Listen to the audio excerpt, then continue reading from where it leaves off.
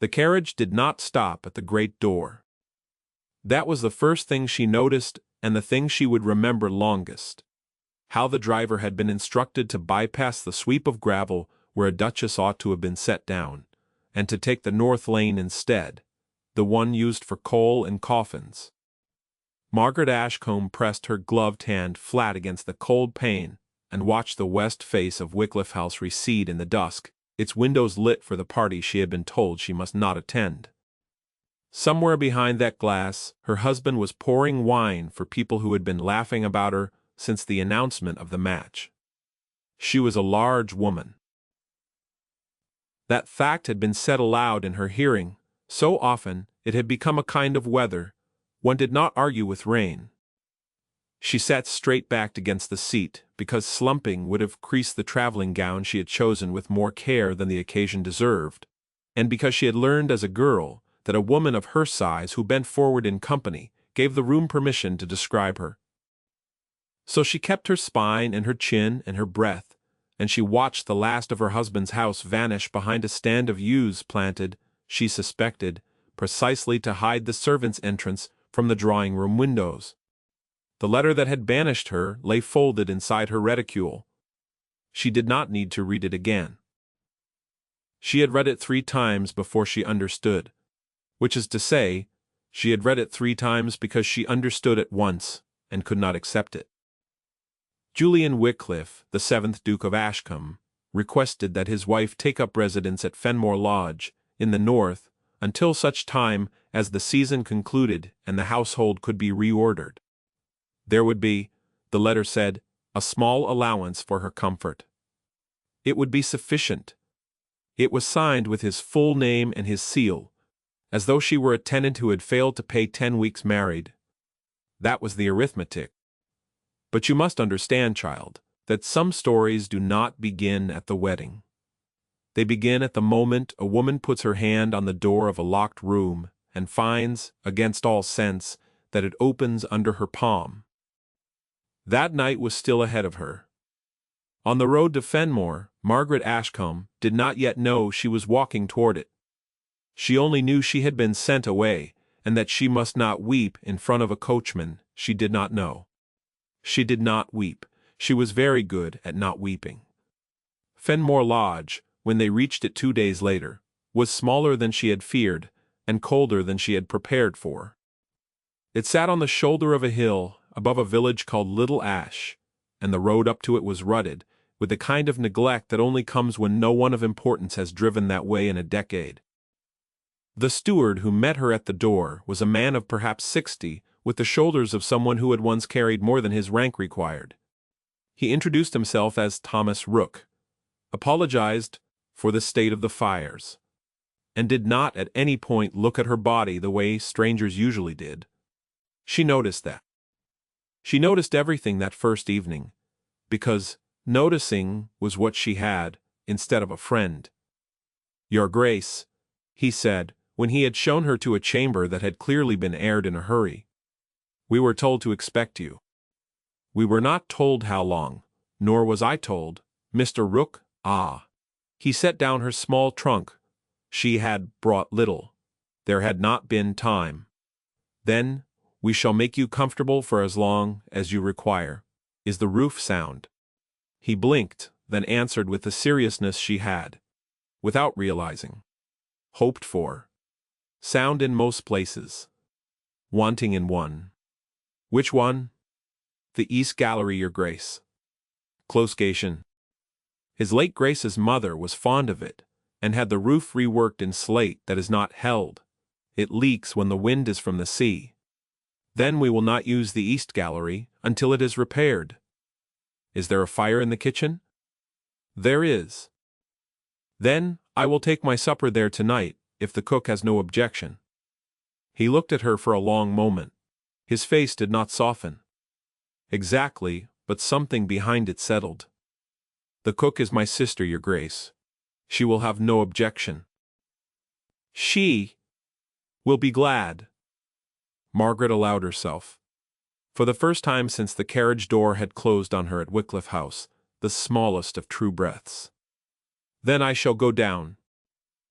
She ate at a scrub pine table with a cook named Hannah Rook and a scullery girl of perhaps 13 called Peggy, and she asked about the estate as though it were her own, because, she had begun to think, in a manner of speaking, it now was.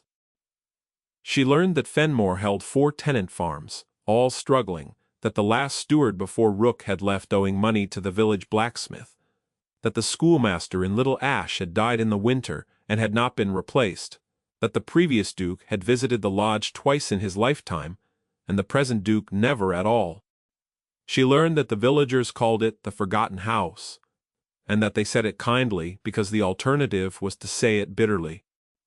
That night she lay in a bed that had been made up with linen, smelling faintly of lavender, kept too long in a chest, and she said the words in her head that she had promised herself she would not say aloud. "He does not want me." She said them once. She did not say them twice. She had been a large woman in a small world long enough to know that a wound repeated becomes a room one cannot leave. She turned her face to the wall, and before sleep took her, she thought instead of the ledgers Rook had mentioned, and the leaking gallery, and the empty schoolhouse, and the blacksmith who was owed money by a duke. There was work here. Work was a country she knew.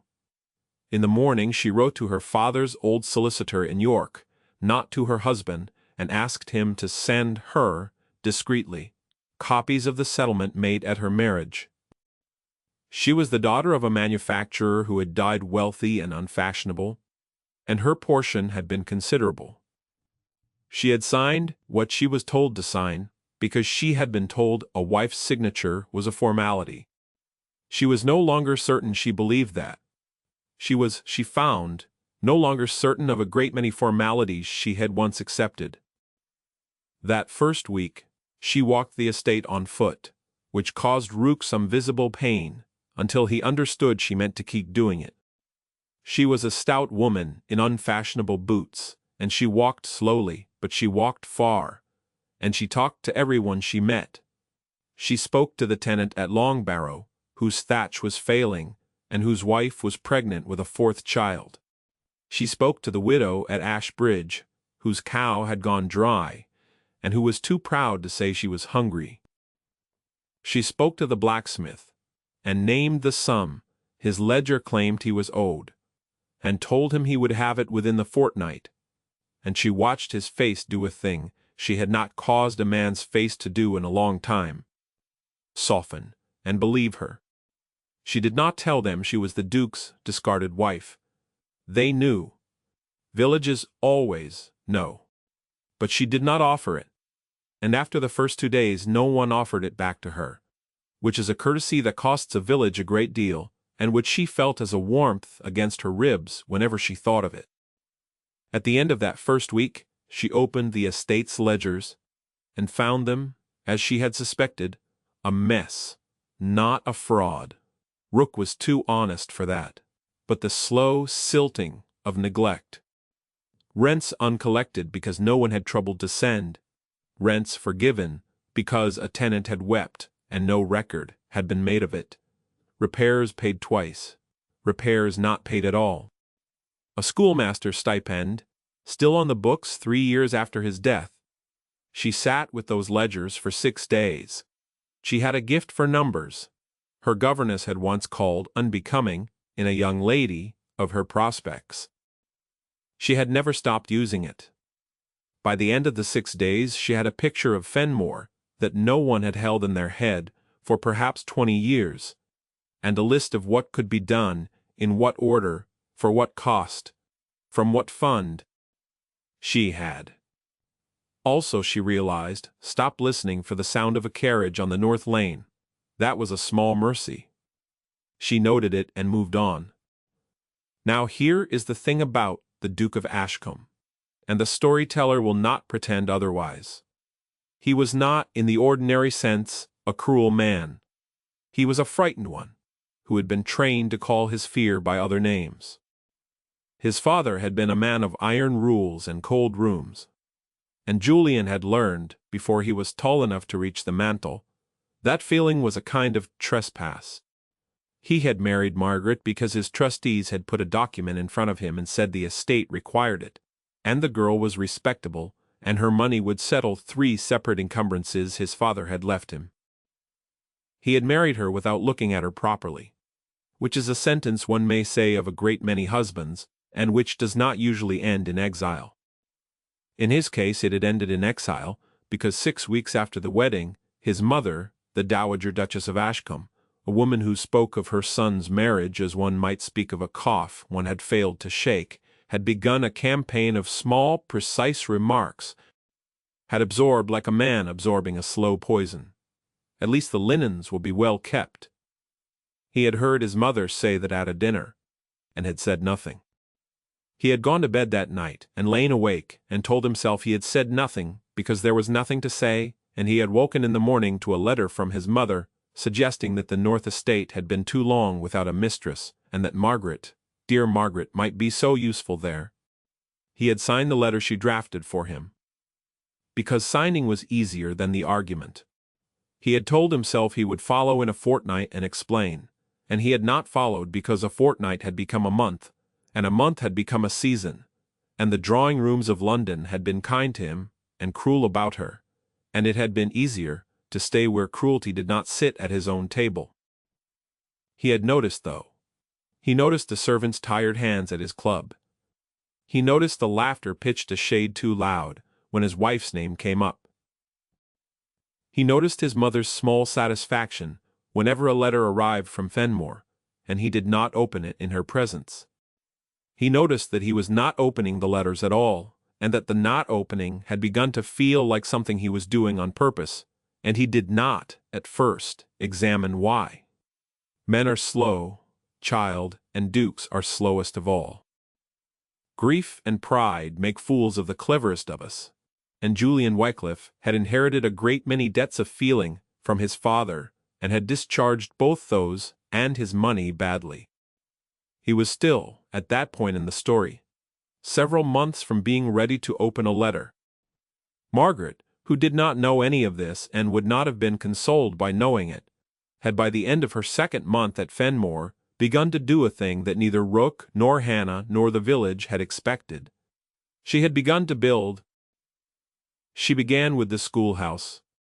She used her own money, the portion of her allowance she had not spent, because there was nothing at Fenmore to spend it on, and she hired back the widow of the dead schoolmaster to teach the girls, because the widow could read and write, and had been teaching her own children in secret to keep her mind alive.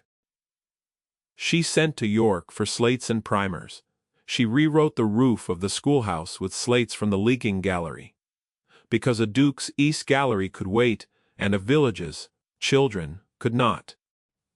Rook observed this substitution, and said nothing for 3 days, and then, on the 4th, said only, "That is a better use of the slate, your grace." She took it as the highest compliment he had paid anyone in a decade. She turned to the tenant farms next. She did not lower rents. She was too much her father's daughter to give a man charity, when she could give him work. She commissioned the mending of long-barrel thatch, and set the price against next year's rent in a manner the tenant could meet. Paul. She bought the widow at Ashbridge a new cow from her own funds, and told her it was a loan against the eggs the widow's hens might produce in the spring, which was a lie kindly told and understood as such by both women. She hired the blacksmith to remake the ironwork on the lodge gates, which had been rusting for 2 decades, and paid him in advance because his 4th child had been born that week, and she had heard from Hannah that the christening gown was being made from a curtain. She did all of this quietly. She wrote no letters to London announcing it. She was not, she told herself, doing it to be seen. She was doing it because the work was there, and she was there, and no one else was going to. But some things, once begun, gather momentum, whether one wishes them to or not. By the 3rd month, a curious traffic had begun on the North Lane. A cousin of the tenant at Longbarrow, who kept a small dairy over the ridge, sent word he would like to rent the disused pasture below the lodge. Margaret let him have it for a peppercorn and a percentage of the yield, and by midsummer, Fenmore had butter to sell at the market in Ashford. A weaver's widow in Little Ash, learning that her Grace had opened the schoolhouse to girls, walked up the hill one morning and asked whether her Grace might also open a small workroom, because there were 4 women in the village who knew wool and no loom between them. Margaret converted the disused still-room at the back of the lodge, ordered 2 looms from a maker in Leeds, and because she was her father's daughter and had grown up in a house where a mill was not a scandalous word, she wrote to a Leeds draper she remembered from her girlhood and asked whether he would take Fenmore's cloth if it was good. He wrote back that he would take Fenmore's cloth if it was good, and that he remembered her father with respect. She read that letter 3 times, and then folded it, and then, for the first time since her carriage had turned onto the North Lane at Wycliffe House, she cried. She cried for about 4 minutes. Then she washed her face in cold water and went down to the kitchen, because Hannah had promised to teach her to make a proper pastry, and she had been putting off the lesson for a week. That evening, over tea, she said to Hannah Rook, "I do not know what my husband intends. I do not know whether he will send for me, or come here, or forget me entirely. I have decided I will not order my days by his answer." Hannah, who was a woman of 60, and few words, said, "That is wise." "Your Grace, I do not feel wise. Wise people rarely do." Margaret laughed. It was the first laugh she had heard from her own throat since her wedding morning. It surprised her so much that she had to put down her cup. Now, of course, a large woman, rebuilding a forgotten estate in the north of England, could not remain invisible for very long, no matter how quietly she worked. By late summer, the county had begun to talk. Not the London county. London was still laughing gently and cruelly at Ashcombe's expense as much as at hers, though he had not noticed. But the northern county, the one that mattered up there, the one whose dowagers rode out in old landaus, and whose parsons wrote for the Leeds papers. Lady Harrowmere, widowed viscountess who lived 4 miles from Fenmore and who had been considered formidable since the reign of the last king, sent a note requesting the honor of her Grace's company at tea. Margaret went, because she had been raised to go when a dowager of that county summoned, and because she suspected the visit might be useful. Lady Harrowmere was a small, sharp-eyed woman, with white hair scraped back under a lace cap that had been fashionable when Margaret's mother was a girl. She examined Margaret over the rim of a cup for perhaps 4 full minutes before she spoke, and Margaret, who was accustomed to being examined, let her. "You have opened a school," Lady Harrowmere said at last. "Yes, for girls." "Yes." "And a workroom." "Yes." "And you have paid the little Ash blacksmith what he was owed." "Yes." "By your husband's estate?" Margaret set down her cup. "By my husband's estate, out of funds I identified in the ledgers as owing to him and never disbursed. My husband's signature is not required to pay a debt his own steward has recorded." Lady Harrowmere permitted herself a smile, was more of a compression of the mouth. "You are your father's daughter."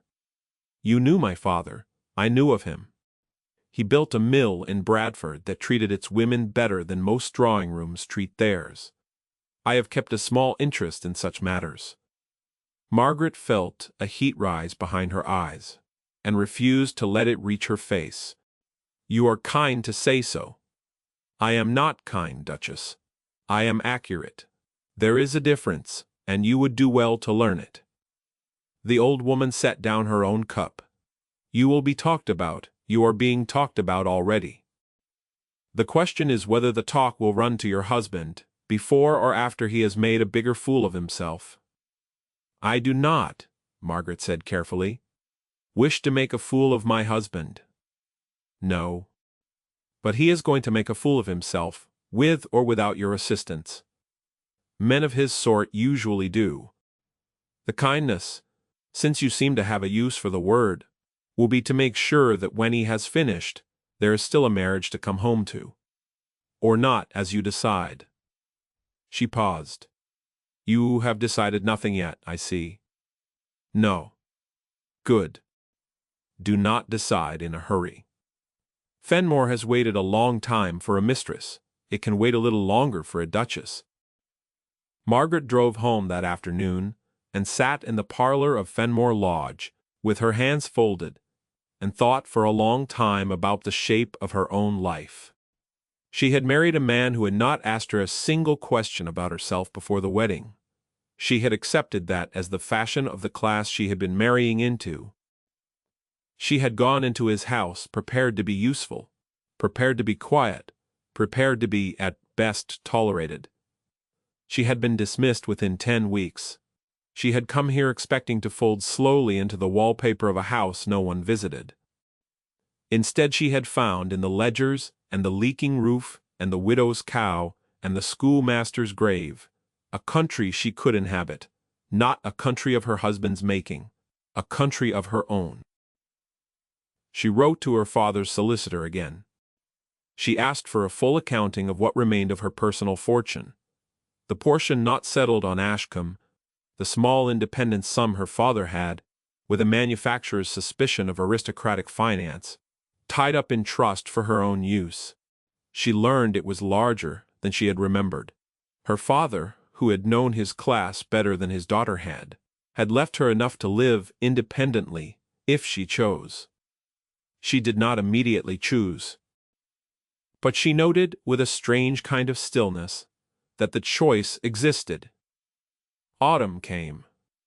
The wool was cut, the cloth was woven. The first bolts went to Leeds and were paid for at a price the weavers had not seen in their lifetimes. The schoolhouse held 12 girls and 4 boys, because the boys had come demanding to be taught too. And Margaret had told the widow to admit them on condition they did not lord it over their sisters. The east gallery of the lodge, roofed at last with proper slate, held a display of Fenmore cloth for the Michaelmas fair. Lady Harrowmere came to the fair, and was seen speaking to her Grace of Ashcombe for the better part of an hour, which was noticed by the county, which noticed everything. And in London, in the last week of that same October, the Duke of Ashcombe finally opened a letter. He opened it, in fact, because his mother told him not to. The Dowager Duchess had come into the library at Wycliffe House one afternoon, and had said, with the airy displeasure of a woman whose engineering had begun to slip, that Margaret was becoming rather a talkative person in the north, and that Julian ought to write and tell her to stop. Julian, who had spent his life doing what his mother told him, felt something inside his chest turn over, like a key in a lock that had been rusted for years. He did not answer her. He went to his desk. He unlocked the drawer where his wife's unopened letters had been accumulating for 4 months. There were 17 of them. He read them in order. The first was polite, brief, and asked whether he would be sending instructions regarding the household accounts. The second reported the state of the roof and the ledgers. The third asked whether he had any objection to the reopening of the village school. The fourth informed him, without commentary, that she had reopened it, since he had not replied. The fifth described the workroom. The sixth described the dairy. The seventh described the sale of the first bolt of cloth to Leeds, and the price it had fetched. The eighth thanked him with a formality that cut him for the allowance, and informed him that she would be returning the surplus quarterly to the estate accounts, since she had no personal use for it. He read the 9th and the 10th, and by the 11th he had stopped breathing properly. The letters were not reproachful. They were not, in any place, angry. They were the letters of a competent woman doing a competent woman's work and reporting it upward to a man she still, out of habit or courtesy, or something he could not yet name, considered her employer.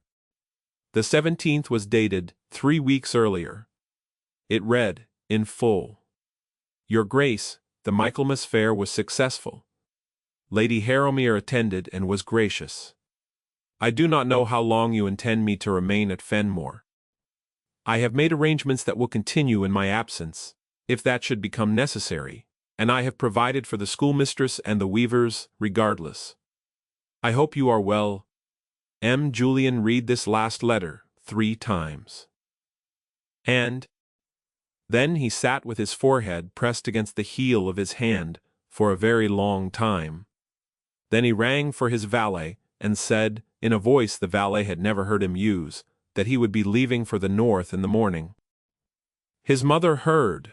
His mother came into the library within the quarter hour, and for the first time in his adult life, Julian Wycliffe interrupted her. "You will not," he said, "speak of my wife in this house again, not in that manner. Not in any manner do I make myself understood." She stared at him. She had not been stared at back in perhaps 40 years. She opened her mouth and closed it. Then she said coldly, "You have no idea what you are about." "That," he said, "is the first true thing you have said to me in a year." He left the next morning. He traveled north for 3 days. The weather turned against him on the second day, and the roads were bad, and by the time he came within sight of Fenmore, on the afternoon of the 4th day, the sky had gone the color of pewter, and there was a thin, mean rain coming down from the sea. He drove up the north lane, the same lane his wife had taken the previous spring, and he saw the gates his blacksmith had wrought, and the pasture where his new cows were grazing, and the smoke from a chimney he had not known was in use, and a schoolhouse with lamps lit in its windows against the failing light. He did not, at first, go up to the lodge. He stopped the carriage at the schoolhouse, because he had never seen a village school of his own before, and he did not entirely believe in it. He stepped down. The rain caught the hem of his coat. Through the window, he saw a woman he did not know, teaching perhaps a dozen children to read, and along the back wall a row of small hooks holding cloaks, and above the hooks a shelf of books that had cost someone real money. He stood there in the rain, and he understood, with the slow and terrible clarity that only comes to a man who has been wrong for a long time, that his wife had built this. He had exiled her, and she had built this. He noticed as he turned back to the carriage that his hands were shaking. Margaret was in the parlor of the lodge when Rook came in.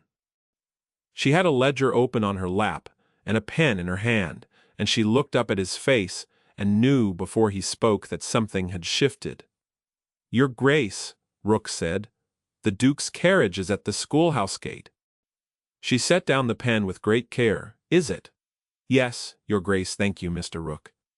He did not leave immediately. He said, "Shall I have Hannah lay a place for him at supper?" Margaret thought about this for perhaps 3 seconds. She was aware that she was thinking, and aware that the thinking was itself an answer of a kind she had not been able to give. "A year ago." "No," she said. "Have her lay 2 places, as usual. If he wishes to sit at one of them." "Yes, Your Grace." He went out. She rose. She smoothed the front of her gown, which was a good russet wool from her own workroom, and which fitted her body honestly and well. She went to the window, prayed. She watched a tall figure in a dark greatcoat, walking up the north lane on foot, because he had left his carriage at the schoolhouse. She saw that afterwards, and had come the rest of the way like any other visitor. The rain had darkened his shoulders. He walked slowly. He was, she noticed, looking at everything: the mended fences, the new gate, the smoke from the workroom chimney, the sheep on the near pasture. He was noticing. She had forgotten, in 10 months, how he noticed. He reached the door. She heard Rook admit him. She heard the murmur of male voices, brief and quiet. She heard his footsteps in the passage. Uncertain, because a man who has never walked in a house before is uncertain in it. Then he was at the parlor door. She had thought, in the months since her exile, that if he came, she would either be very cold, or she would weep. In the event, she was neither. She was simply, and to her own surprise, herself. "Julian," she said. He looked at her as though he had never quite seen her before, Perhaps he had not. He was, she noticed, with a distant clarity, a handsome man who had been badly frightened for a long time. She had not permitted herself to notice that before. "Margaret, you are wet. Sit by the fire." He did not move. He said, "I have read your letters." "All of them?" "All 17. She sat down again, because standing was beginning to be more than she wished to do in front of him. That must have been an afternoon. It was. "Sit by the fire, Julian. You will make yourself ill." He crossed the room slowly and sat. He did not take off his coat. He looked at his hands and then at her. "I owe you," he began, and stopped. She let him stop. She had learned, from a year of not being spoken to, that the silences a man cannot cross are usually the ones that matter. "I owe you an apology of a kind I do not know how to make." "Then do not make it yet," she said. "Not today. You have been traveling. Have supper. Sleep. Speak to me tomorrow when you have seen the estate." He looked up sharply. "You do not wish me to speak now?" "I wish you to speak accurately," she said, "and you cannot do that tonight. You do not yet know what you are apologizing for." He was quiet for a long moment, then he said, in a voice that surprised her by being almost a boy's, "You are not what I remembered. I was not, then, what you remembered either. You had not looked properly. I do not blame you for it, particularly. I might have insisted. I did not know I was allowed to insist. Margaret, supper is at 7, Julian. Hannah will bring you hot water. Hat. There is a room made up in the west wing. It has a good fire. I will see you at the table." He rose. He hesitated. He said, "You are very calm." "Yes," she said. She did not explain. She did not owe him the explanation. She had earned the calm herself, in a country she had built out of a leaking roof and an empty schoolhouse and a widow's cow, and she was not going to hand it to him in a sentence. He went. She sat by the fire for a long time after the door closed behind him, and she did not weep, though she noticed, with some interest, that she could have if she chose. She did not choose. At supper he was quiet. He ate what was set before him and complimented Hannah's bread, and asked Rook intelligent questions about the drainage on the east field, which Rook answered with a wariness that slowly, over the course of the meal, thawed into something like guarded respect. Margaret watched this without comment. When they were alone in the parlor afterwards, she poured him a small glass of the plum brandy. Hannah made every October, and she sat opposite him, and she waited. He said, "My mother told me not to open your letters. I supposed as much. She told me a great many things I now understand were not true." "Yes. She wrote the letter that sent you here." "I signed it. That is not an excuse. I want you to know, I have not tried to make it one." "Thank you, Margaret." He set down the glass. He looked at her directly for what felt to her like the first time in the entirety of their marriage. "I did not know you." "No. I did not try to know you. No, I let a room full of people I dislike tell me what I felt about my own wife, because it was easier than feeling anything for myself. I have been a coward. I have been my father's son, in the worst of the ways he taught me, and none of the better." She did not answer at once. She was thinking. She was thinking of a girl of 28 who had stood in a chapel in a gown that did not quite fit, and had told herself the man beside her would learn her, in time. She was thinking of a woman of 29 who had climbed down from a carriage at the servants' entrance of Fenmore Lodge. She was thinking of the woman she was now, who could sit across a fire from a duke and take her time with a sentence. "You did all of that," she said. "Yes, and I did not at any point tell you to stop, Partry. I accepted it, because I had been taught to accept a great many things about my own worth that were not true either. That is my share. I am not going to pretend I do not have one. Margaret, I am not finished, Julian. He closed his mouth. You have come here, she said, because I have made this place worth coming to. I know that. I am not fool enough to pretend otherwise. If Fenmore had gone to ruin under me, you would not be in this chair. So before you tell me anything about what you feel, I would like you to tell me what you want. Plainly. Because I am not returning to Wycliffe House to be a duchess who mends linen and is remarked upon at dinner. Poor. I have built something here, and I will not leave it undefended, for the pleasure of standing in your mother's drawing room while she calls me our girl. He flinched. He had heard his mother use exactly that phrase. You are asking, he said slowly, what my terms are. I am telling you mine first. That is the difference between this conversation and the one we had a year ago. Yes. He was quiet. He looked into the fire for a long time. She watched him. She thought. And here the storyteller must be honest, because the story deserves it. She thought that she loved him a little. Still, in a stubborn, unfashionable way, she had not managed to argue herself out of. She was not going to let that decide anything, but she was not going to pretend it was not there. Very well, he said at last. My terms then, since you have asked, I would like you to be my wife. Not the useful arrangement my mother permitted me to make, and not the exiled inconvenience I permitted her to arrange. My wife, in the sense the word carries when it is meant. I would like to live where you live. If that is Fenmore, then Fenmore. Wycliffe House can be shut up for a season. It has been shut up before. I would like to learn what you have built here. I would like in time, if you will allow it, to help you build more of it. I would like my mother to have no further address in our correspondence, beyond a civil one at Christmas.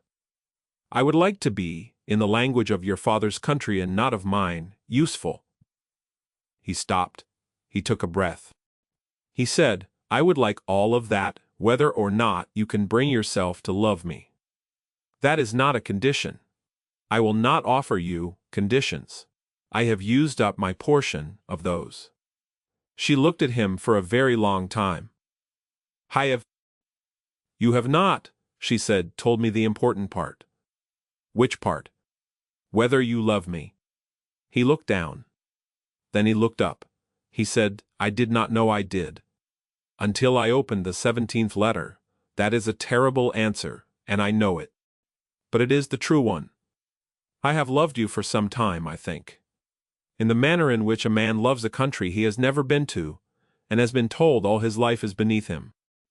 When I opened the last letter, I understood I had been told a lie by people who benefited from the telling. It has taken me 4 days on a bad road to find a way to say this to you, and I have not managed to say it well. I am sorry. Do not, she said, and her voice was steadier than she had expected. Say it, if it is only gratitude. It is not only gratitude. Say the rest then. I love you, Margaret. I love the woman I did not trouble to know when I married her, and I love the woman she has become without any help from me, and I am afraid, I am telling you I am afraid. Which is a thing I have not said aloud in this life. That I have come too late to be given a place in what she has built. The fire cracked. Somewhere in the passage Hannah closed a cupboard door. Margaret set down her glass. She said, You are not too late. You are almost too late. There is a difference. Yes, you will stay here for the winter. You will not send word to your mother beyond that you are wintering at Fenmore. You will meet the tenants. You will walk with me to the school. You will sit at that table with Rook and Hannah as you did tonight. Because they are my people, and if they are not to be yours, as well, we have nothing further to discuss. You will not at any point in the next 6 months refer to me as our girl, or as your obese wife, or as the Duchess sent north, and if your mother uses those words in a letter, that letter will be returned unopened. Am I understood? Yes. When the spring comes, if you have done all of that, we will speak again about what a marriage is. Not before, Yes. And Julian. Yes. You will kiss me now, once, because I have been thinking about it for 10 months in a way I refuse to acknowledge, and I would like to know whether I have been foolish. He rose. He crossed the small space between their chairs. He knelt beside hers, not because she required it, but because his legs seemed to have decided the matter for him. And he took her face in both of his hands, which she noticed were cold and shaking slightly, and he kissed her once carefully, as a man kisses something he is afraid of breaking, and something he is more afraid of not deserving. When he drew back, he said, in a voice she had not heard from him before, "You are beautiful. I want you to know I am not being kind, I am being accurate." Lady Harrowmere would approve of the distinction. She laughed. It was the second true laugh of her year, and it came from a deeper place than the first. "Go to bed, Julian," she said. "You are exhausted, and I have a workroom to open in the morning, and if you are to be useful, you will want a full night's sleep." He went. She sat by the fire for another hour. She did not, in that hour, decide anything final. But she noticed, and it was the largest of the small noticings of her life, that she had been given back something she had not known, she had lost, not her husband, her own voice, inside her own house. Winter came down on Fenmore like a shut door.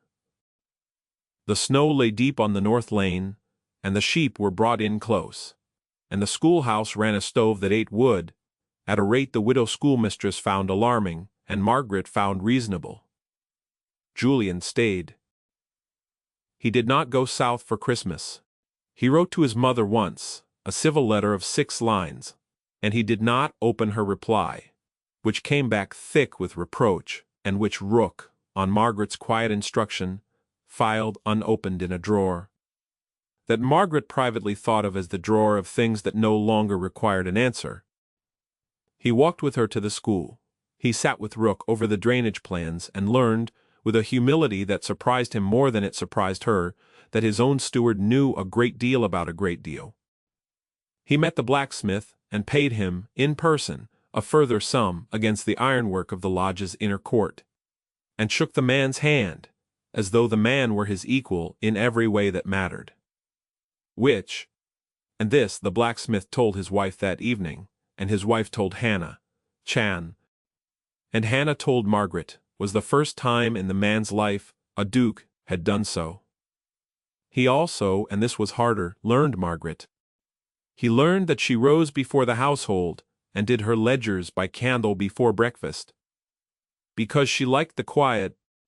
He learned that she could not bear to be complimented on her figure, in company, but that in private, alone with him, she would accept a plain word about her beauty, with a color rising in her throat that undid him. He learned that she loved her father with a fierce, uncomplicated love, and that when she spoke of him, she did not lower her voice for the word manufacturer, and after the 3rd or 4th time, Julian understood he was expected not to lower his voice for it either, and did not. He learned that she cried, when she cried, alone and briefly, and that the appropriate response was to bring her tea afterwards and not to ask. By March, the drifts began to soften. The workroom had orders from 3 drapers in Leeds, and 1 in Manchester. The school had 18 pupils.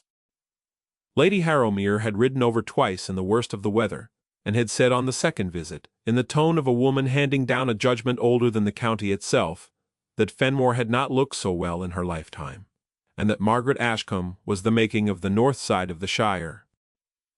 Julian, who had been present, had said, "Yes, madam. I have come round to that opinion myself."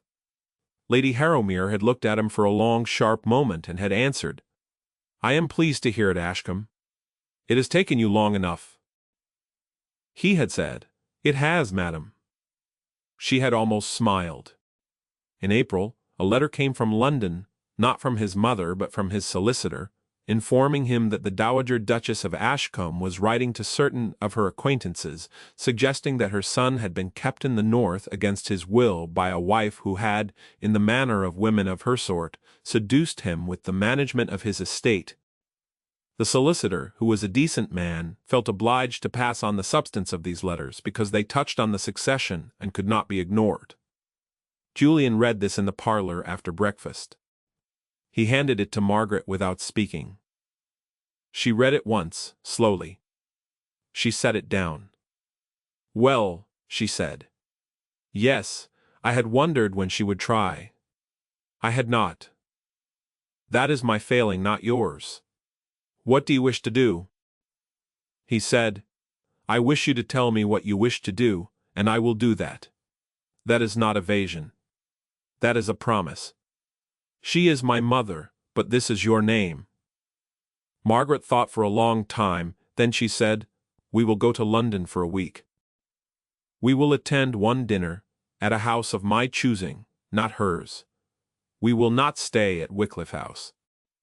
We will stay at my father's old town house in Bloomsbury, which I have owned outright since I was 21, and which I have never mentioned to you, because I did not know until Christmas that I trusted you enough to. And your mother will be permitted to call on us once, in Bloomsbury, in the presence of Lady Harrowmere, who has offered to come down for the occasion." Julian stared at her. "You own a house in Bloomsbury?" "I do." "You have owned it throughout our marriage." "I have." "And you did not tell me?" "I did not." He began very slowly to laugh. It was not a bitter laugh. It was the laugh of a man discovering that his wife had been, all along, better armed than he had understood, and that he was glad of it. "Margaret Ashcombe," he said, "you are a formidable woman." "Yes," she said. "You may find it useful to remember that in the coming week." They went to London. They did exactly what she had said they would do. The dinner was at Lady Harrowmere's town house, and was attended by 3 of the most respectable dowagers in the county, and 2 of the sharpest men of business in the city, one of whom had known Margaret's father, and one of whom was buying Fenmore's cloth. The Dowager Duchess of Ashcombe called at Bloomsbury on the Thursday afternoon. She came in, expecting a drawing-room she could dominate. She found instead a drawing-room she did not own. A daughter-in-law who did not rise more than politeness required. A son who did not look away from his wife's face for the entire visit, and Lady Harrowmere sitting in the corner with a cup of tea and an expression of undisguised interest. The Dowager Duchess began in her softest voice. "My dear Margaret, I have been so concerned." "Madam," Margaret said, "you will address me as Duchess, or you will address me as Margaret Ashcombe, at your preference. You will not address me as my dear. We are not on those terms, and we have not been." There was a silence. "I beg your pardon." "You have written to 11 of your acquaintances suggesting that I have kept my husband in the North against his will. I have those letters, or copies of them, in a folder in my writing desk. My solicitor has advised me that any one of them constitutes grounds for a public rebuttal I would prefer not to have to make. I am giving you the courtesy, madam, of hearing that from me in this room before hearing it from your solicitor in his. If any further such letters are sent, that courtesy is at an end. Am I understood?" The Dowager Duchess looked at her son. Her son looked back at her steadily and did not speak. "Julian," she said. "Really, you have heard my wife, madam. Am I to be corrected in this fashion by a girl who—" "By a woman," Julian said, "who has, in the years since you exiled her, done more good in a corner of my estate than 3 generations of my family managed." "Yes, madam, you are. And you are to be corrected, further, by me. You will not write to my wife's disadvantage again. You will not speak to her disadvantage again. If you cannot bring yourself to do either, you will keep to Bath, where the terms of your jointure are ample, and where you have always said the waters agree with you. Am I understood?" Lady Harrowmere, in the corner, sipped her tea. The Dowager Duchess left within the quarter hour. She went to Bath the following week. She did not, in Margaret's remaining lifetime, write another letter of the kind, though she did, some years later, send a wedding gift to Margaret's first daughter that was accepted with the correct degree of courtesy, and no more. That evening in Bloomsbury, alone in a parlor that had belonged to her father, Margaret sat down at her own writing desk and looked at her hands and found, to her own surprise, that she was not shaking. Julian came in. He shut the door behind him. He said, "You have been extraordinary. I have been myself. I have been myself for perhaps 18 months. It is still, sometimes, a surprise." He crossed the room. He sat down on the low stool at her feet, which was a thing no Duke of Ashcombe had ever in the whole of the century done in the presence of a wife. He took her hand. He said, "I want you to marry me. I have married you. I want you to marry me again. Properly, in Little Ash Church. In front of Rook and Hannah and the blacksmith and the schoolmistress and every child in that school, because I did not do it properly the first time. I did not know what I was promising. I would like to promise it. Now, knowing." She looked down at him. She thought of a girl, of 28, in a chapel, in a gown that had not quite fit. She thought of a woman of 30, in a russet wool dress, from her own workroom, sitting in her father's house, holding her husband's hand. "Yes," she said, "in June, when the school breaks for the summer, and the children will sing. Yes, when the school breaks for the summer, and there will be Fenmore cloth on the altar rail. Yes, and your mother will not be invited." No, good. They were married again, in Little Ash Church, on the second Saturday of June. The children of the school sang a hymn the widow schoolmistress had chosen, and the blacksmith gave Margaret away, because her father was 30 years in the ground, and because the blacksmith had, in the previous winter, become a kind of uncle to the lodge. Lady Harrowmere sat in the front pew, and did not at any point remove her hat. Rook wept quietly through the whole service, and pretended afterwards that he had a cold. Hannah did not pretend anything. The cloth on the altar rail was russet and cream, from Fenmore's own looms, and the villagers said afterwards that the light coming through the west window fell on it as though the church itself had been waiting for that color. Julian at the altar said his vows in a voice loud enough for the last pew to hear. He had asked the parson beforehand whether he might add a sentence of his own at the end. The parson, who was a practical man and had married a great many people in his time, had said that a duke might add whatever sentence he pleased, provided it was decent. Julian's sentence, spoken plainly and without flourish, was this: "I did not know her when I married her. I know her now. I will spend the rest of my life earning the second word she said to me at Fenmore, which was Julian and not your grace." Margaret, at the altar, did not weep. She had been very good at not weeping her whole life. She permitted herself, however, a smile that Lady Harrowmere, from the front pew, described afterwards as unbecoming in a duchess, and perfectly proper in a woman, which was the highest praise she was known to give. They lived, after that summer, mostly at Fenmore. Wycliffe House was opened for a fortnight each spring, and shut again. The workrooms grew. There were, by the time Margaret was 35, 3 schools in the shire, funded from Fenmore's cloth. There were 2 daughters and a son, and the son, a solemn, watchful boy who had inherited his mother's habit of noticing everything, was known in the household from the age of 4 as Little Ashcombe, because he walked the north lane with his mother in all weathers, as though he understood that the lane belonged to her as much as the lodge did. And the storyteller will tell you, because the story deserves the ending it earned, that on a spring afternoon many years later, when the workroom had become a small mill and the school had become 3, and Julian's hair had gone entirely gray at the temples, in a way Margaret privately thought suited him, he came in from the garden with his eldest daughter on his shoulder, and found his wife at the same scrubbed pine table in the same kitchen, going over the same kind of ledger she had opened in the first week of her exile. He set the child down. He kissed the top of Margaret's head. He said, "Do you remember the day I sent you here?" "I remember it." "Do you forgive me for it?" She looked up. Whore.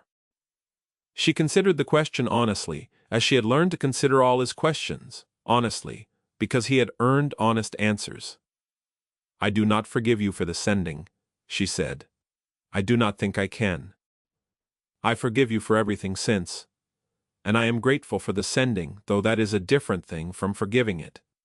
If you had not sent me here, I would not have found this place. I would not have found myself. I would not in the end have found you. I do not know how to hold all of that in one word, Julian. I have stopped trying." That is a wiser answer than mine would have been. "Yes," she said. "You have said before that I am the wiser of us. I have decided to accept it as fact."